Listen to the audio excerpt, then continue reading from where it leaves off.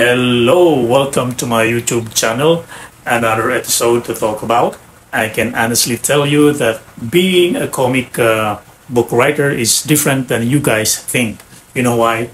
Because most comic book publishers look for writers with proven writing experience. Siyempre, kailangan yon, lalo na kung ikaw ay sobrang talento sa pagsusulat. And if you have served on a small community newspapers, literally magazines or radio stations, even in an unpaid position, you will be an attractive candidate. Now, let us find out from our guest kung ano nga ba ang kanyang mga karanasan noon sa pagsusulat.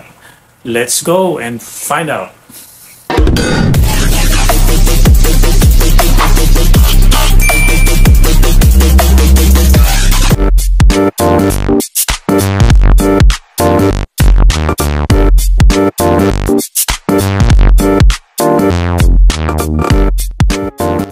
Itong ating bida is an award-winning writer and artist from Manila who works for comics, children's books, animation, and films as an illustrator, concept, and storyboard artist.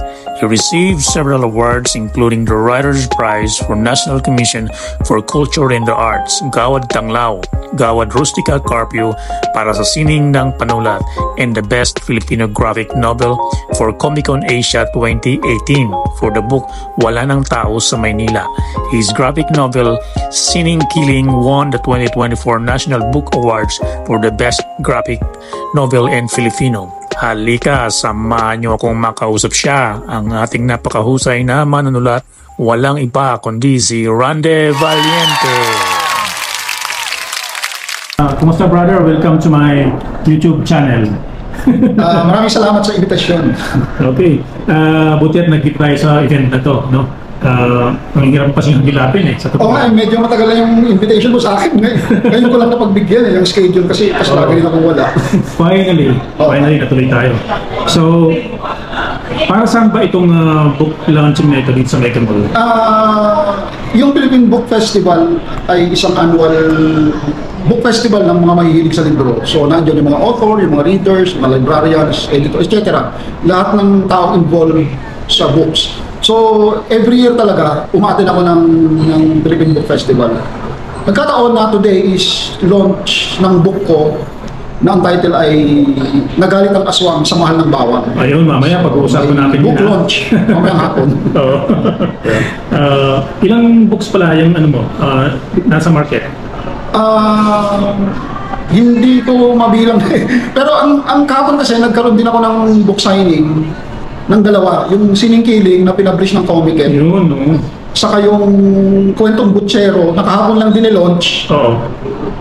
Galing sa Gadgad Press. Yun. No. Pero maraming mga publication doon na nagkalat yung mga gawa ko sa Precious Pages, sa Bibal, madali yung mga gawa. So hindi lang dalawa, tatlo, marami, no? Marami. Oo. Buhay ng freelancer, kung saan-saan. Gusto mo malaman ng mga taga-subaybay mo yung kung saan ka nga pala yung pinanganak? Iloilo. Doon ako pinanganak. Roots mo nandun? Oo, yung father ko, Ilonggo, sa Putotan. Although hindi talaga ako nakarating doon kahit kailan. Hindi ko alam ang itsura ng Putotan. Pero lumaki kasi ako sa Romblon, sa bayan ng nanay ko. Udjongan? Udjongan, Romblon. Yun. And then nag-transfer kami sa Manila nung grade 5 ako.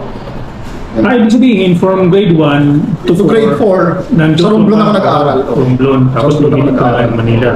Ilan kayo magkakapatid? Tatlo. Ako yung panganay. So, nung grade school ka, likas na ba sa'yo yung magsulat o gumuhit man lang kung ano-ano?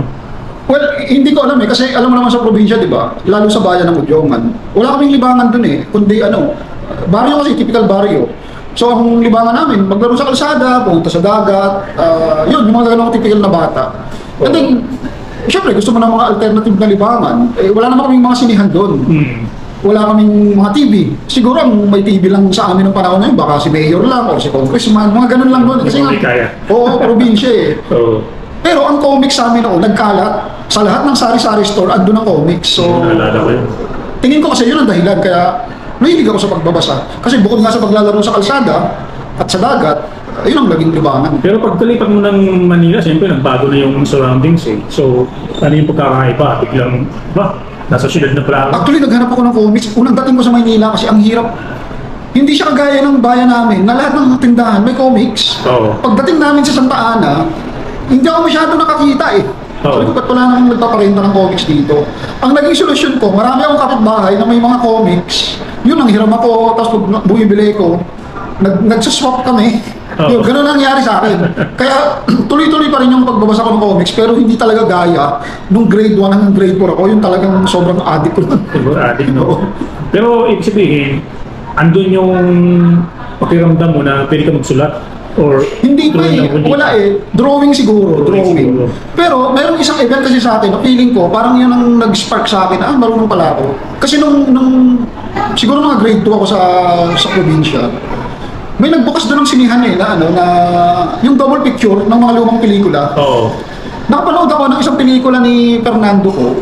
Hindi ko maalala pero piling ko Asidilio yung napanood ko. May kadoble pa nun eh. Oo, double eh. Pag uwi ko sa bahay, yung notebook ko, pumilas ako ng ilang pages, tapos tinupi ko, ginawa ko parang comics. Tapos inadapt ko siya into comics yung pinanood ko. Yung doon na. Oo, so feeling ko baka yun ang nag-spark na marunong akong gumawa. Ayun. Grade 2 ako nun. Grade 2 ka pa na. High school, tuloy-tuloy na yun. Di pa naman. Wala eh. Nag-drawing lang. Oo. Pero kasi nung 1988, nagkaroon ng comics workshop si Hal Santiago. Oo. Tsaka yung anak niya si Joseph Christian Santiago. So, yun, in-enroll ako ng nanay ko doon. Actually, ako pumilit sa nanay ko na i-enroll ako doon sa workshop. Summer workshop yun eh. Yun. So, ano nangyari pala ba? Hindi, actually, sa anak ni Hal Santiago yung workshop na yun eh. Ano yun? Yung Art Nouveau Comics Workshop. So, nabasa ko siya sa isang comics sa Gasi. Hindi ko malala kung Pinoy Comics siya tayo. So, sinabi ko sa nanay ko, ano yun natin, gusto ko mag-enroll dito. Tapos, ang nakakatawa kasi, yung tuition dun sa summer workshop na yun, 3,000 yata ang tanong. Lako ng... Oo. Biro mo, nagre-renta lang kami ng bahay sa Santa Ana. Baka wala pang 1,000 eh, tapos magbabayad ka ng 3,000 sa workshop. So, ayaw ng nanay ko, ayaw. Ang nakakatawa, meron kasi kaming kapitbahay na best friend ng nanay ko nung araw. Narinig yun. Sabi na, tara, gusto ko talaga. Oo kaso hindi naman papayag si mama eh. Nakapahala, tara, puntahan natin. So, nakakatawa, pumunta kami sa opisina ni Joseph Christian Santiago sa Pasay, sa workshop. Tapos nakakatawa, sabi nung kaibigan ng nanay ko, nakausap niya si Joseph Christian, nandun pa ako sa harap eh. Gusto ko talaga nitong bata na mag-aral ng pag-drawing sa comics, kaso wala pa kaming pera eh. Sabi ni Joseph Christian, sige, ganito na lang. Kasi nakita niya yung desidido ako eh. Huwag mong sasabihin sa mga classmate mo na wala kang bayad. Ayun. Tatanggapin ka namin pero huwag ka lang magsabi sa mga classmate mo kasi bayad lahat yun eh, tingin ko eh. Tapos sabi ng kaibigan, utusan nyo na lang po pwede siya magwalis or kung ano ang gawin nyo. So, sa akin okay lang naman. Kaya, nang time na yun, parang naging assistant ako ni Joseph Christian. Kaya after ng workshop, kasi workshop 3 months lang naman yun eh. So, hindi naman ganun katagal. Hindi ganun katagal. So, pagdating ng pasukan, wala na. Pero ako, lagi ako nasa bahay nila sa Pasay. Actually, doon ako tumitira eh. Kaya nakilala ko lahat ng assistant ni Mang Hal, sina Larry, sina Ray. Kasi doon ako natutulog pag wala akong pasok. Kaya pala. Kilala ko sila lahat. Kaya pala. So, the rest is history. Oo. Why are you interested in writing? Yung pagiging writer ko kasi aksidente. Kasi illustrator ako eh. Yun, ang tinuro naman talaga sa amin ni Hal Santiago at ni Joseph Christian, pag-illustrate. Tapos, after kasi ng workshop, after a year, nakagawa na ako sa Gasi ng 2 short story. Although syempre, yung drawing ko, hindi pa naman ganun kaganda. Feeling ko nga, baka pinagbigyan lang ako ng editor. Kasi alam nilang estudyante ko ni Joseph Christian. Hindi, mahal mo ba? May magandang istorya. Nakadalawa akong drawing dun eh. Pero yun nga, noong 1993, kasi tumigil ako ng pag-drawing sa Gasi kasi nga, nag-aaral pa ako noon. So, bata ako noon eh, 3rd year high school. Pero noong 1993, nag-full-time ako sa drawing sa comics. Ang lakas ng loob ko eh, no? Na hindi pa naman ako, hindi ako magaling. Pero kasi nung time na yun, syempre nagdo-drawing ko sa comics. Nag-drawing ako sa Gasi, sa Counterpoint, sa Isla, kung saan eh. So lagi ka nakakatanggap ng stories, di ba? Galing sa writers. Nagugustuhan nila, ibig sabihin. sa isip ko, na ano eh, nakakapag-comment na ako dun sa mga tatanggap ng story. Sabi ko, ba't ganito? Ang pangit ng ending. Dapat ganito ginawa niya eh. Okay, ang pangit naman ang dialogue nito. Bakit dapat ganito? Eh, wala naman akong magawa kasi hindi naman ako yung writer. Ako lang yung drawing. So in my mind, nakakapag-edit ako. Kaya ko magsulat ng story. Nasa isip ko lang yun ah. Pero hindi ko sinusubukan. Until nung 1995, bumabagsak na yung comics. So, kaming mga illustrator, hindi na kami nabibigyan ng trabaho. Pumunta ka sa editor, sir, may script pa tayo dyan. Wala eh, ano na eh, naibigay na eh. So, laging ganun. Eh, wala na akong trabaho. So, ang idea ko, hindi, magsusulat na ako. Kasi hindi na ako kayang i-sustain ng pagdodrawing ko eh. Kailangan ko na magsulat. So, ang mga unang script ko, sulat kamay. Kasi wala na ako typewriter eh. Dahil hindi naman yung investment ko eh. So, sulat kamay, binigay ko sa editor. Nagustuhan. So, sabi sa akin, Randy, magbasa ka pa. Sabi ko, ma'am, okay lang ba sulat kamay? Okay lang yan, basta maintindihan yung sulat. Ang nakakatawa, lahat ng sinasabit kong short stories, pasok lahat. Hindi ako nare-rejectan. Sabi ko, marunong pala ako magsulat. Until nakapag-decide ako noong 1996 kasi sobrang sad-sad na yung comics eh. Yung mga illustrator nag-aagawan na sa trabaho. Bakit kung kailang sad-sad na eh, saka ka naman nakakaano ng script? Nakapagpasa ng... Nagsulat ako ng script, actually hindi lang sa comics eh. Nag-try ako mag-pocket book. Okay. Nag-try ako mag-pocket book. Nagsulat ako ng mga article sa Song Hits. Sa Real Ang training ground ko talaga, yung actual. Hindi ako product ng anumang writing workshop eh. Yung actual na na assignment galing sa publication. Sa pure talent. Oo, yun ang training ko. Yun, kaya actually hanggang ngayon na iniisip ko, tama kaya yung mga pinagagawa ko. Kasi hindi ako product ng workshop eh. Hindi ako formally writing student. Parang gano'n. Hindi ko na tama. Ito sa calling, kasi may dumarating sa punto na pwedeng talagang nandun. Yeah, oo. Tingin ko sariling talent. Oo, sariling talent. Favorite writer mo, local and international? Alam mo, nung kabataan ko, ang pinaka-paborito ko talaga si Vincent Cua. Sa writing ha? Both drawing and writing. Vincent Cua ko eh. I'm a big Vincent Cua fan. Noon pa. Yun, si Vincent. Sa writing siguro, si Jim Fernandez, si Carlo Caparas, si Mang Carl Comendador. Gusto ko yung mga sulat ni Mang Carl eh. Action. Si Mike Tan, paborito ko yan. Yun, si Mike Tan. Si Vic Poblete, paborito ko yung mga yan ng mga writers. Actually, yung nababasa ko yung mga gawa nila, sabi ko, malutong magsulat yung mga to. Malutong. Hindi ko siya alam kung paano ko ipaliliwanag yung malutong na yun, pero... May detain. Oo. Malalaman mo na na kapanapanabik yung ginagawa nila. Naabangan. Oo. So, ano ba yung mga tipong kwento ang paborito mong isulat at bakit? Wala eh, siguro yung training sa comics, kahit well, siguro dahil sa pangangailangan, kung saan may bakante, doon ako magsusulat. So nakapag-try na ako ng fantasy, ng horror, ng love story, ng comedy, ng kabastusan. Kung ano yung genre na nasubukan ko. Basta, kung saan may available na,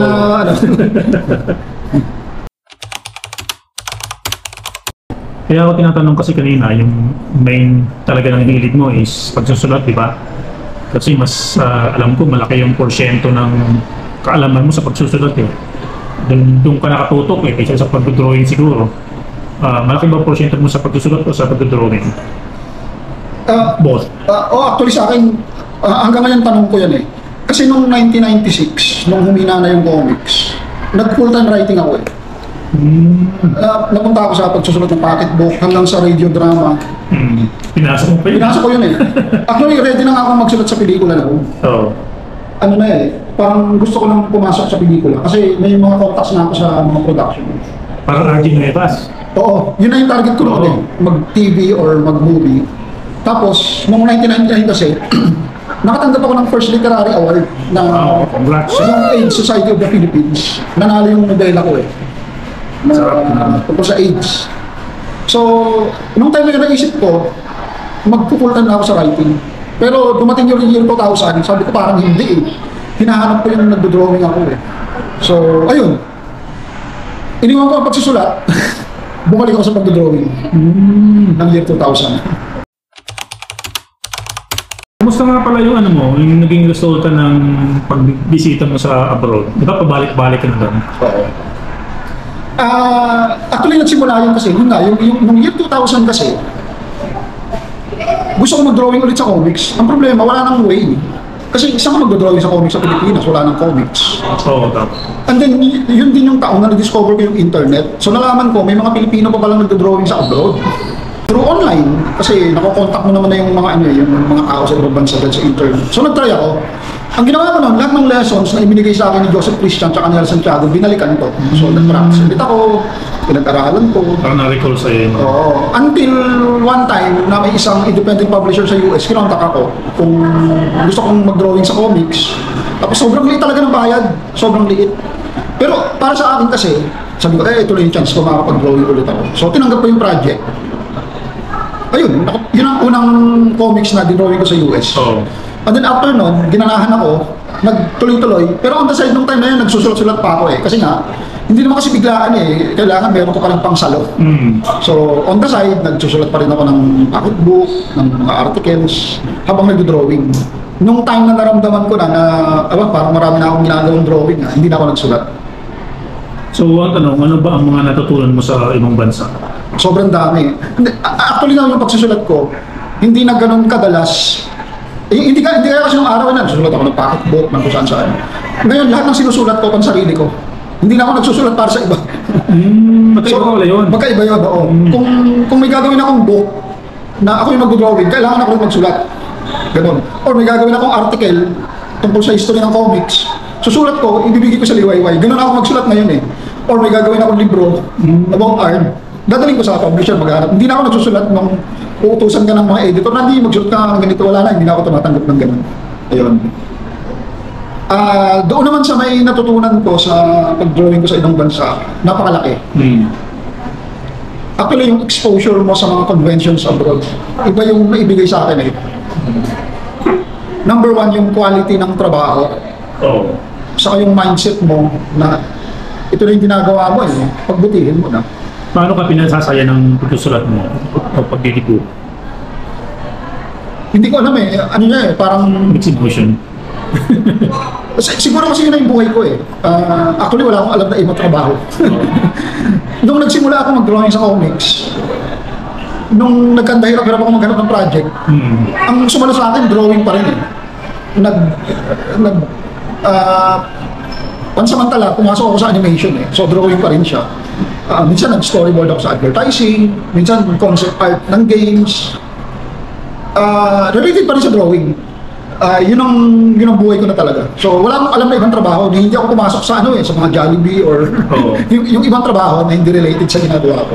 Tulad ng napag-usapan natin kanina, ang pagsusulat ba ay kayang pag-aralan o ito ba yung namamana o talentong ibinigay sa atin?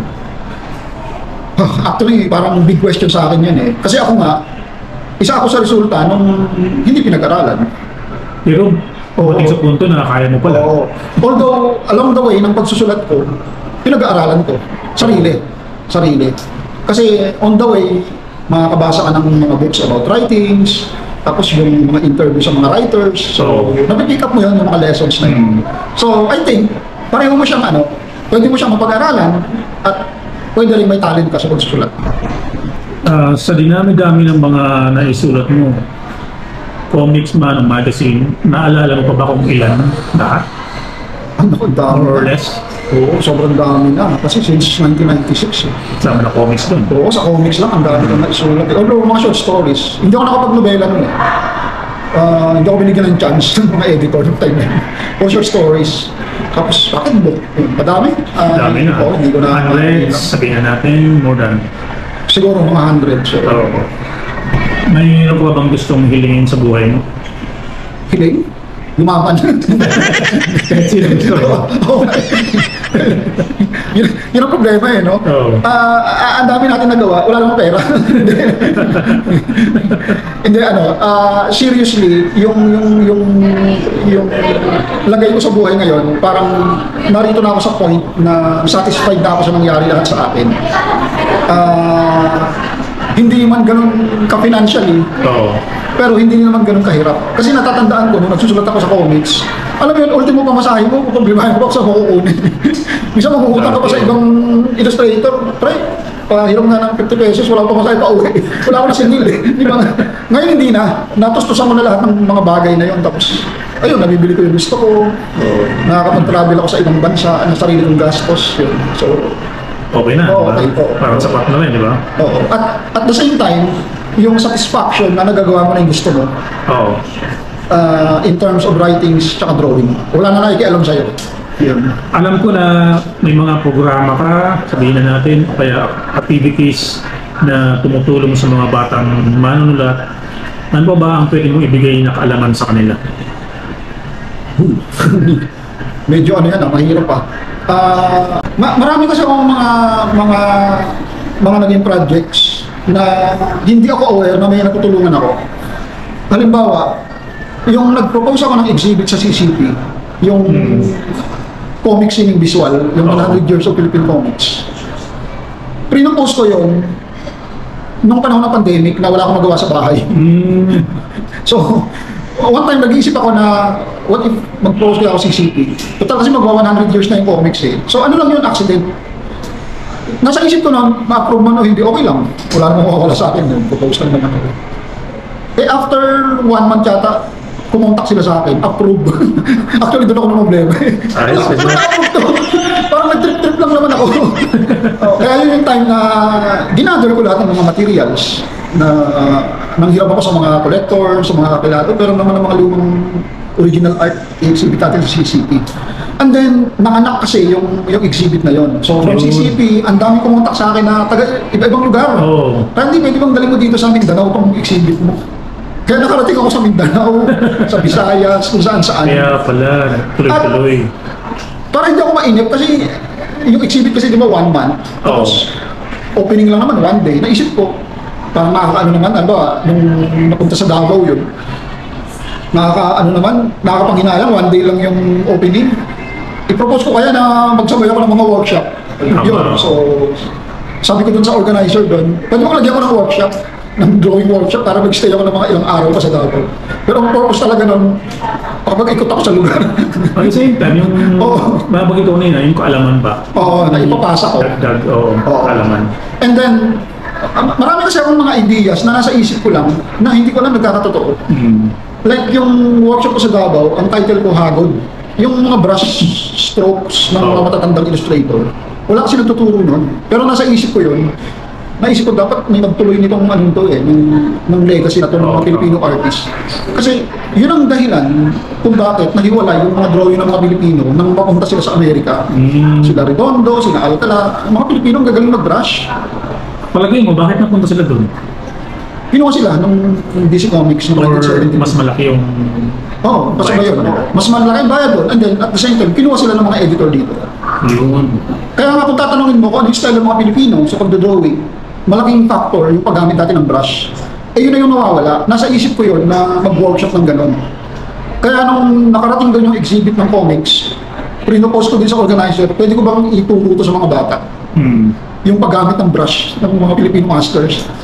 Of course, totoo yung organizer. Gusto namin yan, gusto namin yan. And then yun, kumalat din yung workshop na yun, ang title nun, Hagod. So, nadala ko siya sa Baguio, sa La Union, kung saan. Hanggang sa ano, hindi nga lang natuloy Marawi, pero makakarating pa sana ako ng Marawi dahil layo-layo yun. Oo. Anong pakiramdam ng marami kong natatanggap na awards locally and international?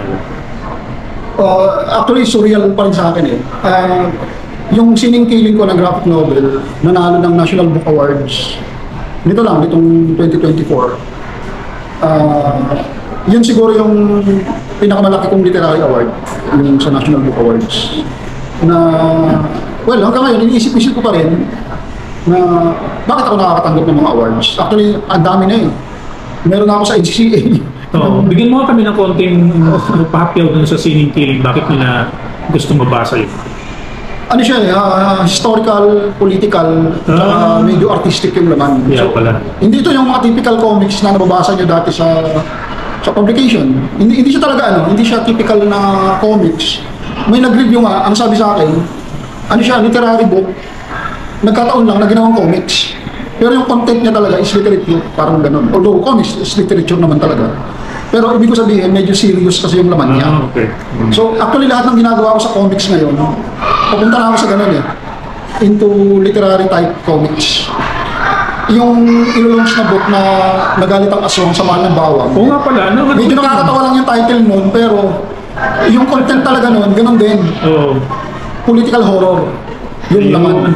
So, ginamit ko yung genre ng horror, at the same time, political siya. Very interesting talaga yun. Oo. So, papunta na doon yung type of writings ko. Hindi na ako gaya ng dati na basta magsulat ka lang ng ano-ano. Yun. Hindi ko alam. Siguro nagkakabunga yung mga konsepto ko kaya nagkakaroon ng award. Ano yun actually hindi naman sadya Kahit kailan hindi pumasok sa isip ko na isali sa mga awards or ano itong mga ginagawa ko. Ginagawa ko to kasi gusto ko siyang gawin. Nag-i-enjoy ako sa kanya. Ano siya, yung mga ideas ko, inilalabas ko lang. Siguro nga kasi dahil yung ideas ko, hindi na siya nung araw kasi nung nagsusulat ako sa pocket book or sa comics na meron kang merong wall. Oo. Diba? Magsusulat ka dito sa space horror. Dapat ang concept mo, futuristic horror, sci-fi horror lang isusulat mo.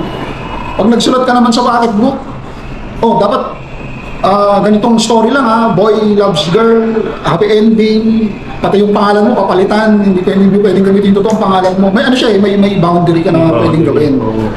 Pero ngayon kasi, nakakaya ko nang gawin yung gusto ko at kaya ko na siyang i-propose sa iba't ibang publisher. So, pag hindi nyo trip yung ganitong idea ko, dadalhin sa iba. Parang gano'n na yung ano ko. Since marami kang awards, natural, ang mga kabataan ngayon inspire sa mga sinusulat mo.